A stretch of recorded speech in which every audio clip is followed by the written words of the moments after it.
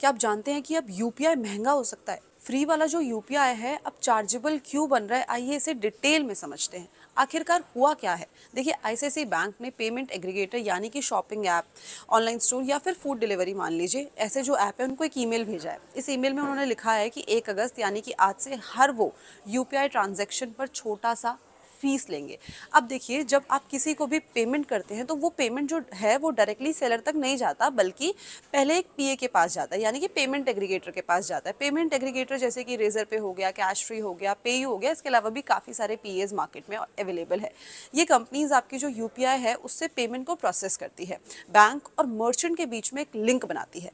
अब देखिए, जो आईसीआईसीआई बैंक है वो क्या चार्जेस कर रहा है उस पर नजर डाल लेते हैं। अगर पीए का बैंक अकाउंट आईसीआईसीआई में है तो 2 बेसिस पॉइंट्स का चार्ज लगेगा, यानी कि करीब करीब 6 रुपए प्रति ट्रांजैक्शन। और अगर अकाउंट जो है वो आईसीआईसीआई में नहीं है तो 4 बेसिस पॉइंट्स का चार्ज, यानी कि 10 रुपए के आसपास हमें चार्ज देखने को मिल सकता है, ट्रांजैक्शन फी देखने को मिल सकती है।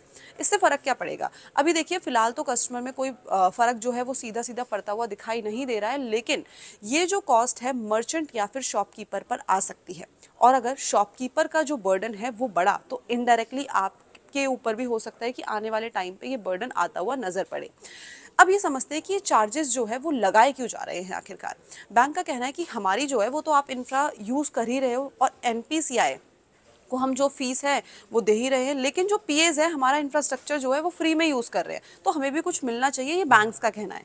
अभी तो फिलहाल आईसीआईसीआई बैंक ने इसकी शुरुआत की है, लेकिन जो बाकी के बड़े बैंक्स हैं, एक्सिस बैंक हो गया, एचडीएफसी बैंक हो गया, येस बैंक हो गया, ये भी इसको हो सकता है कि आने वाले टाइम पे फॉलो करते हुए नजर आए।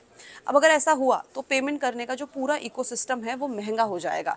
इससे सबसे ज़्यादा असर किस पे पड़ेगा वो भी देख लेते हैं। जो छोटे और मिड साइज वेंडर्स है वहाँ पे हमें सबसे ज़्यादा असर पड़ता हुआ दिखाई दे सकता है, क्योंकि उनके पास लार्ज बैंक बैलेंस या फिर हाई ट्रांजैक्शन वॉल्यूम नहीं होता जिससे वो चार्जेस के लिए वेव ऑफ की अपील कर सके।